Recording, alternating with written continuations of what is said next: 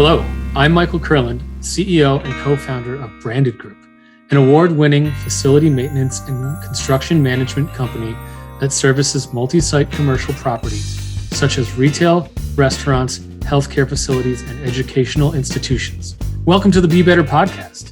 Each week, I interview thought leaders from a variety of industries who will share their stories and the lessons they learn as they strive to be better for their clients, partners, employees, and their community.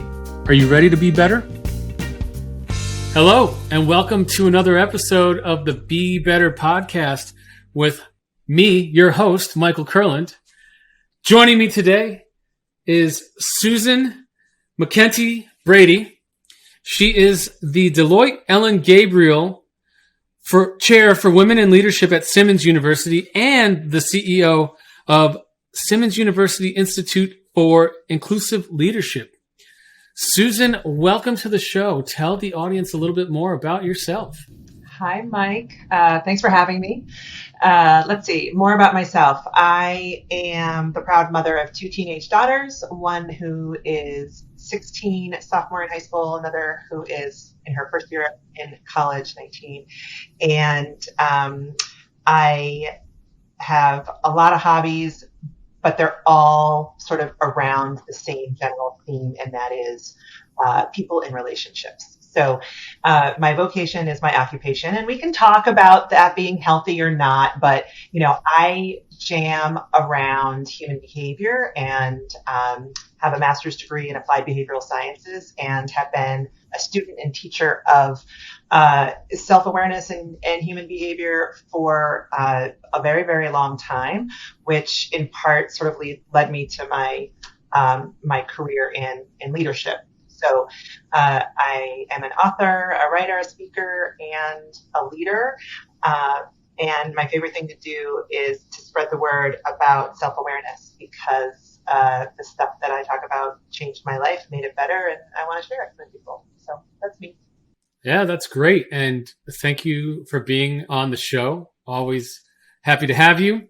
Now, I want to dive into a few things that you said on your intro. First of all, let's talk about your title, and let's dive into that a little bit more. What is the Deloitte Ellen Gabriel Chair for Women in Leadership? But let's talk about that first. Yeah. So first of all, I'm in the very cold city of Boston today, this fine February day, and I work for a small liberal arts university called Simmons University in the heart of the Fenway area of Boston. And for those of you who've been to Boston, little emerald necklace, and we're right in the Fenway. Simmons is a women's-centered undergraduate institution. Our graduate programs are for all genders. We enjoy a pretty solid reputation in the city of Boston for being a very open institution, and I'm really proud of our history with women in particular. We had the first women's leadership conference called the Simmons Leadership Conference 43 years ago for women in leadership. Anyone can still go. This year, it's April 13th. We'd love to have you. We're having Simone Biles, and we're having Amanda Gorman, and oh my God, it's Brene Brown. It's going to be a very cool event. I'm launching my next book there with my co-authors, so it's going to be cool. So we did that, and we had the first women's MBA because women couldn't get into MBA programs, and since then we sunsetted our MBA because women can now get into MBA programs. In fact, every MBA program in the world wants women. So Simmons has its interesting place in the history of the arrival and advancement of women, and I chose to be here because I was traveling all over with my last book, Mike, and I was, I was like 500 keynotes into the same keynote, and it was awesome in many ways. I got to see the world. I worked for great companies and really cool people, and I hope I had the one woman role. For the most part, my audience was women, but if one woman came up to me after and said, "This really impacted me and it's going to change the way I lead my life," then I'm going to do another one. And that just kept going for like 5 years. And I got a call from the president of Simmons who wanted to stand up a new institute. And so I said, okay, I'm up for the challenge. So inherited in that was some executive education work that we were doing at the time. This big Simmons Leadership Conference will have 10,000 women join us. We've had over 110,000 women join the Simmons Leadership Conference and allies. So I said yes to the challenge. I got off the road, and I've written another book in the past couple of years because I was honored to get an endowed chair bestowed upon me by the provost and the president at the time of the university, which is the Deloitte Ellen Gabriel chair. So not being an academic, I actually didn't know. I was like, what do I have to do to be worthy of an endowed chair? Like, I don't even know. What do I have to do? Is there like a project or something? And it turns out that, the person who sits in the chair, typically an academic, but sometimes administrators like me, deans and such, you can pick a project. And so it was a conversation with some amazing women at Deloitte who told me about Ellen Gabriel's legacy. Ellen Gabriel was a pioneer. She was a partner at Deloitte, and she started their women's network in Deloitte, US. And she had 4 battles, as I understand it, with breast cancer, and lost her battle about 15 years ago. And her colleagues gave this endowed chair. So I feel very honored and to live out Ellen's legacy in sharing good work in the world, especially around equity and parity and advancement of women. And this book came to be in this cool discussion with these other women, and one thing led to another. So it's funny you say, like, what's the Ellen Gabriel chair? It's like, well, what it is now is it's become sort of a movement called Arrive and Thrive, and it's just starting. We're our publisher is McGraw-Hill Professional. We're out April 5th, and the official launch of the book is April 13th at our Simmons Leadership Conference. Well, I got to say, Susan, that's a lot of information, and you are helping me do my job. You are segueing me so perfectly. So let's backtrack here for a second. You've keynoted in front of over 100,000 women across the country. That's amazing. So thank you for that. Appreciate that. Is it more? The Simmons Leadership Conference has had over 100,000 women. I don't know. I've keynoted at several hundred organizations. So how many would you say you've keynoted in front of?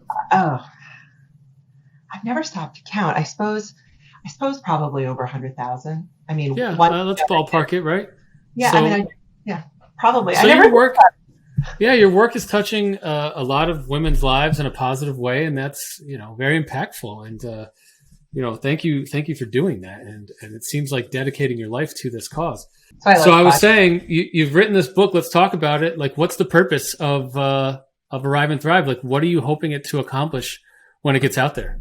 Oh boy, on the spot. Yes. So here's the deal, Mike. I don't think a lot of humans are leading from their best selves. I think we're in a lot of pain, and I think the pandemic did us no favors in terms of, maybe it was an introvert's dream come true, but those of us who are extroverted certainly are in, we're under socialized by and large. Don't you think even the introverts have had enough? I don't know. I'm thinking like they might even be like, oh my God, a person. But the book came to be because there's not a lot of record of women really thriving in leadership. And what I found while I worked with women and men, so I do a lot of work with men. I love to work with men. I love working with C-level executive men who want to make their organizations a better place for everybody. And what became abundantly clear is there's not a lot of reference points for women to thrive. And thus women don't aspire as much to lead. Like, we look over here at leadership, like, wait a minute, I'm sorry, I have to do more work. I have to, be away from everything I love even more so that I can have a title that people now, oh wait, I'm going to be in the arena and I'm going to be criticized for not doing it well enough. And I'm over rowing and it's just the whole value proposition just isn't that attractive. And so it's like, okay, so if you're lucky enough to arrive, basically you're surviving. That's kind of a bum deal. What would we need to give to women? And the men that support them, to really thrive in leadership specifically, right? I think the practices of Arrive and Thrive, there's 7 practices, apply to everyone.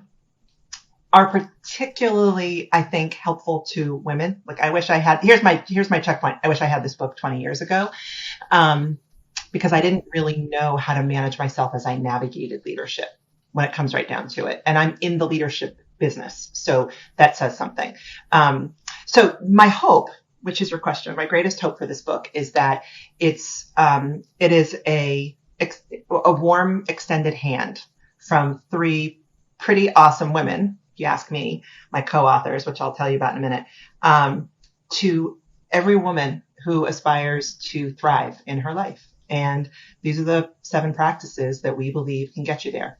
We interviewed 20 sitting C-level executives from big companies, cool companies, and thought leaders, and got them to weigh in and culled through all the research on things like cultivating courage and fostering resilience and leading a healthy team, and kind of came down to the best of the best of the best. And so we packaged it up, and I'm excited to bring it to the world.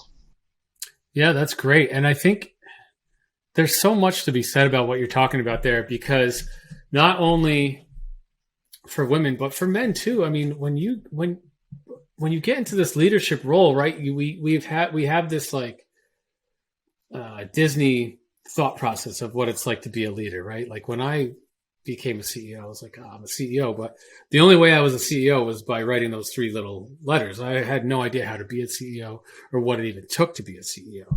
But you know, you kind of have this like fantasy about it, and then you realize, like you said, you're going up against all these other people, and then you're in this arena, and you don't know if you're already as a woman, it's like it's already harder for you to get, you're right in the race. So it's just crazy, like these tips that you need to get there and actually not have it this fantasy, because it's hard work. It's long hours. It's not being around your family. It's not, if you don't have the support of your significant other. I think that's a very good point you brought up, because as a man, I didn't have a significant other when I was going through this, and it was tough enough doing it alone. But if you have a significant other, and hopefully they have your back, right? As my wife, hopefully she has my back when I'm doing this. But when the roles are reversed, that's a whole gender role reversal thing, right? And that's just like everyone's out of their element, right? So is that kind of what you talk about in the book a little bit? Yeah, I mean, it's some of it, right? It's not just, it's not just it's not just for heterosexual women in a relationship with men or married women, right? Sure. Sorry. I didn't mean to be so. I just want to point out, like, it's so funny because I mean, we're still navigating past the paradigm of sort of a traditional, relationship. And what's true is you look around, most senior suites, of leaders, executive teams, and we're still seeing, like, CEOs bragging about their one woman on their senior team, if they have a woman on their senior team, right? So we haven't made, by and large, all that much progress in the spirit of, if you look at the reports that come out about how women are advancing in organizational life, it's grim.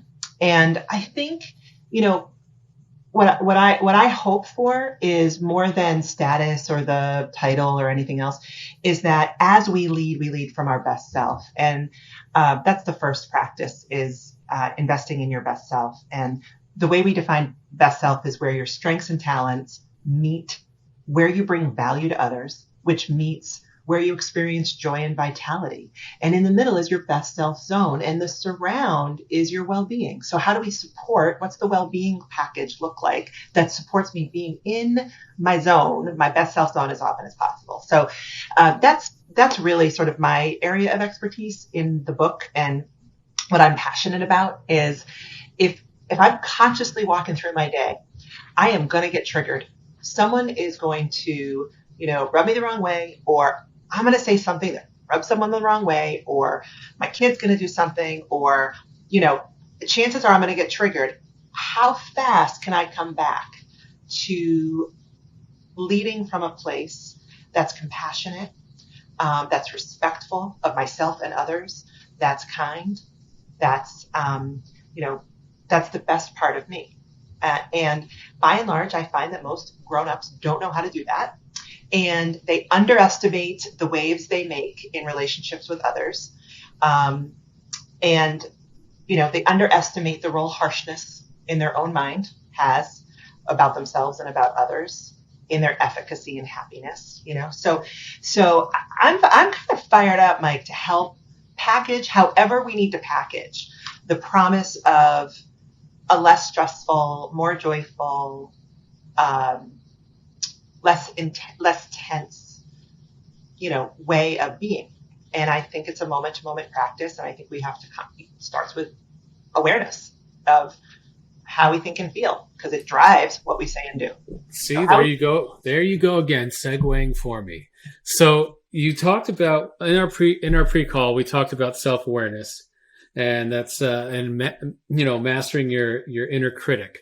And you just touched on both those things right there. So let's first talk about self-awareness, because it's a common theme in our country, in our society, but I don't think many people really are quite good at it.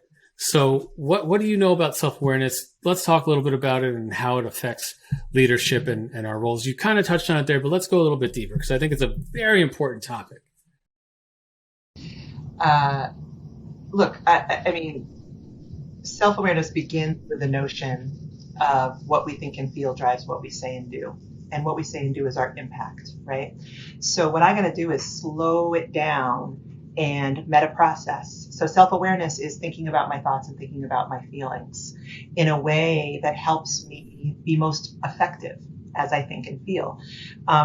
And before I open my mouth, right? So the self-awareness is noticing where I get triggered, where I have strong feelings, happiness and or sadness, anger and or joy, right? That's just being aware, is where, in what situations, in what contexts, around what people, do I feel good or do I not feel good?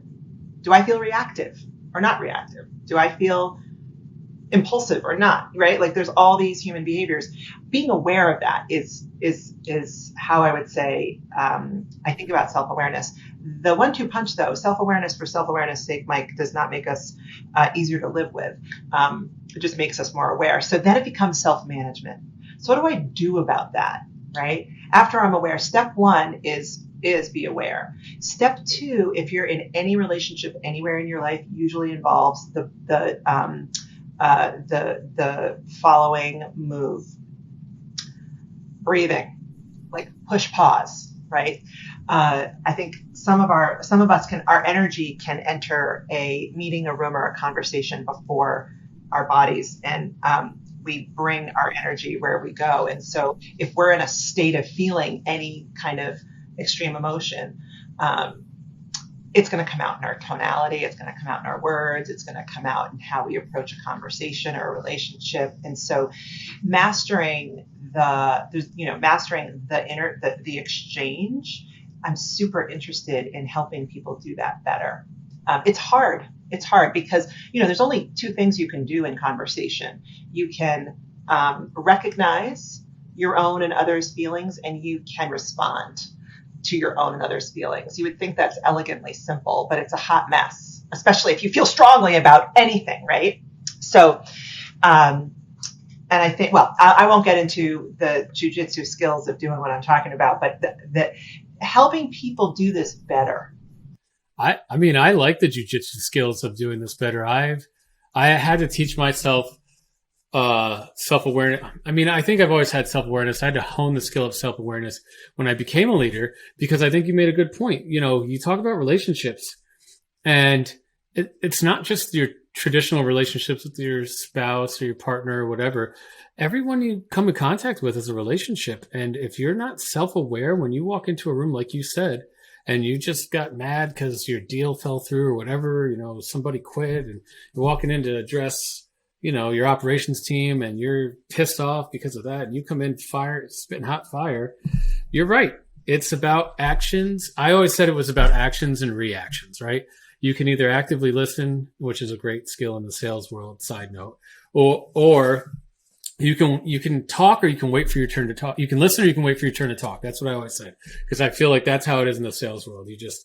You just are waiting for the entry into the conversation. But if you just sat back and listened, you could pick up so much more. But I'm kind of like jumping all over the place to your point. It is a hot mess, but the relationships are basically like actions and reactions to your point. And how do you package what you, as a leader, how do you package what you need to disperse without letting all the exteriors affect you at that moment?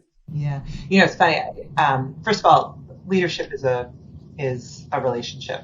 It's a social construct. It happens between people. And sometimes we think leadership is something other than that.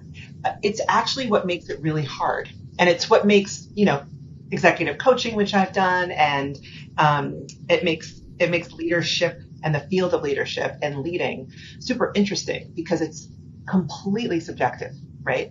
As you know, since you're a CEO, what inspires one team member to be great and their best self may actually deflate another team member, right? So we're dealing with difference at every level, preference, personality.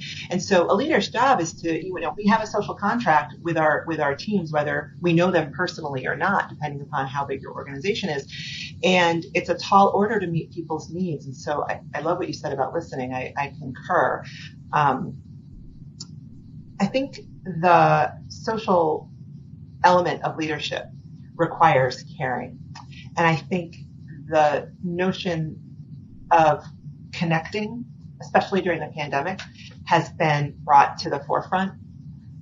The concept of empathy is now talked about by C-level executives. I mean, there was like 10 years ago, I was trying to, I remember thinking like, oh my gosh, we have to care.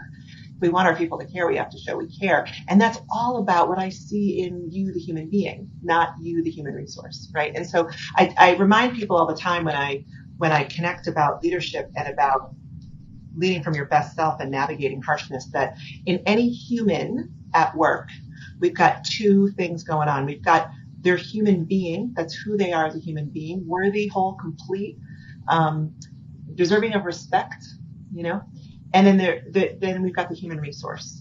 And sometimes we don't have the right human being in the right as the right resource in the right roles, right? And so that's where leadership and management gets all sorts of difficult, because then we sometimes treat the human being not so nice because it's not the right resource for the job. So I'm on sort of a peace path to remind us all that we leaders are leading human beings, right? Yeah, I totally agree. I think empathy is like probably the number one skill lacked by most leaders in, I'll say, America today. I think it's definitely on the upswing because it has to be. I think, with the Great Resignation, and people are not keeping jobs because you paid them more. They're keeping jobs because they like where they're at. I actually was just in a meeting with my team, and we're coming up on our 8-year anniversary. It's actually tomorrow, which is very exciting. Thank you. And I was just polling people. We did some volunteer work this morning, then we went out to lunch, and it was good because I haven't seen a lot of these people in months, if not ever, right? And so we're sitting down because we are virtual workers at this point. I've seen them over Zoom, but I haven't actually got to break bread over lunch with them. And I said, how do you like working here? And they said, it's great. Love it here. And I said, well, what is it? What is it? And they said, well, it's because you care. I had one employee who is in my HR department, and she said, I like working here because I know you care. You're very approachable. I can have a conversation with you, and I've only been here 3 months. And, I'm not saying this to tell you how great I am, but I'm telling you as a leader, like that's the kind of stuff I'm striving for, because my employees, they can go leave and make more money somewhere else, but they don't want to, because I'm bringing the empathy, the caring to the table. Which that leads me to my next question for you. Do you think, because this is what I think, so I'm going to preface what I'm about to say with my opinion, right? So my opinion is that the leadership, the reason that they don't have the great self-awareness, or that we need more of it in this world, and to your point, that the human may not fit the human resource role, and then that we don't treat them with the kindness and caring that they deserve as a human, is because we as leaders have too big of egos, and we think that we cannot make a wrong choice because that person was hired by us, right? So if that person isn't working out, then let's just cut that person out and get rid of them, right? Instead of finding a new role for them that maybe it suits their role better. So that's just my opinion, and I'd like to hear your thoughts on that. Well, Mike, when I work with a CEO, I usually remind him, and sadly, I work with far more men than I have at the C level than women. I remind any executive that the higher up in an organization you are, the harder people laugh at your jokes and the less they tell you the truth. And so it's incumbent upon the leader to check in about our impact. So here's my intention. How did it land? Right? Here's my intention. How did it land? I just got feedback right before this podcast from the COO who runs the Institute. And she was like, yesterday in the meeting, like when you said X, it landed as this. And I was like, oh gosh, I know exactly that moment. And I am sorry. It's my job to say, I own what I did, and not to explain, not to defend, and say, that wasn't my intention. I'm really sorry. And if I were you, and I would have felt the same way. I'm really sorry. I won't do it again. Right. And so every time I hold myself in warm regard, despite my imperfection, because I'm a human, so I'm going to mess up, right? The fact that she felt it was safe enough to tell me the impact I have means I'm doing a good job. It's when they don't tell you the truth that you need to start worrying. Yeah, totally. Like right? You're open to hearing it, and you're approachable enough to tell it to. I know. It's such a bummer though, because I'm like, oh my God. And doing the work that I do, obviously I feel like there's a higher bar for me to behave in ways that are just more conscious. And so it's super hard. And that's where sort of the buoying of holding myself in warm regard, my responsibility, and not crashing into shame when I mess up, and not allowing myself to go into grandiosity. But, being in a place of, I call it compassionate center and best self zone, right? My best self zone is no better or less than another human being. And from there, I lead. I know I add value. I know you add value, right? Right. I think your comparison, it's not even a comparison, the way you described humans and human resources, I think is very impactful. And I really want the audience to think about that because, you get hired to do a job and you feel like you're a commodity, right? You're working these hours, and sometimes that's where the disconnect happens, where you as an employee get frustrated because you feel like you're being overworked. I as an employer am frustrating you because I may be overworking you, or maybe pushing you harder because you're not giving me the results I want, and I think pushing you harder. And sometimes the human doesn't fit the human resource. And I think that if everyone could just take a step back and really listen to what those words mean, sometimes you have a square peg in a round hole. And if you can just find the right square block hole for that person to go into, there's still a great resource for you. They just may not be in the right role. And us as leaders, we need to figure that out. Yeah. And sometimes, look, there's not a fit. There's not a need in the organization, and it's a gift to take someone out of the pain of not being right. Imagine, coming to work every day not feeling like you're quite right for the role that you have, and so it's up to the employee and to the employer, the leader, to do that. I want to I wanted to mention, because I was reminded when you were talking of a quote that I ended my keynotes with. It's one of my favorite quotes. It's a Maya Angelou quote, and it's, people will forget what you said, and people will forget what you did, but people won't forget how you made them feel. And so, what my aspiration as a leader is to be somebody, whether I was directly responsible for managing or leading you, or indirectly, or you were a client, or you were a service provider, or, you're one of my kids' friends. I take leader sort of and expand it in my life. I want you to remember me as someone who, when you were with me, you felt good about you, who didn't make you feel less than, and who celebrated your value. That's how I want to make people feel. And leaders, we don't think sometimes, like, what's the imprint we want to leave on other people, and then check in about that. How am I doing? It helps with self-awareness. Well, Susan, I got to say, you have been a segue queen on this show because you just ended it. Segue queen, Mike. Thanks.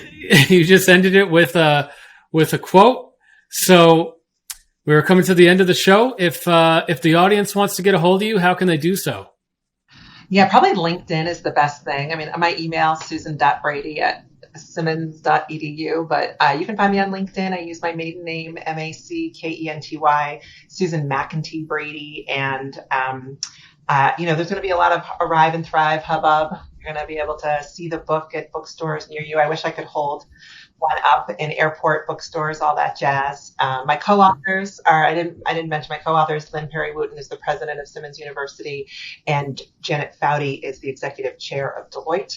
And so we've got a sort of a cool trio who's going to bring this work to living life. I'm excited. Awesome. And the books, Arrive and Thrive, 7 Impactful Practices for Women Navigating Leadership. Pre-order it today. You can pre-order it on Amazon, Barnes & Noble. It's available everywhere. And what day is it out? What day is it out for sure? 5th. April 5th. April 5th. All right, cool. Thank you, Susan, so much. And audience, until next time.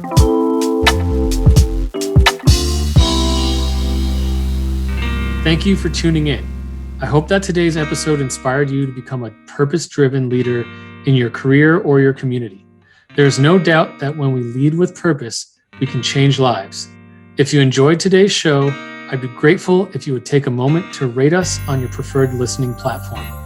To learn more about Branded Group's Be Better experience and how we provide industry-leading, on-demand facility maintenance, construction management, and special project implementation, visit us at www.branded-group.com. Be sure to follow us on social media, and you can also reach out to me directly on LinkedIn. Until next time, be better. This podcast was produced by Heartcast Media.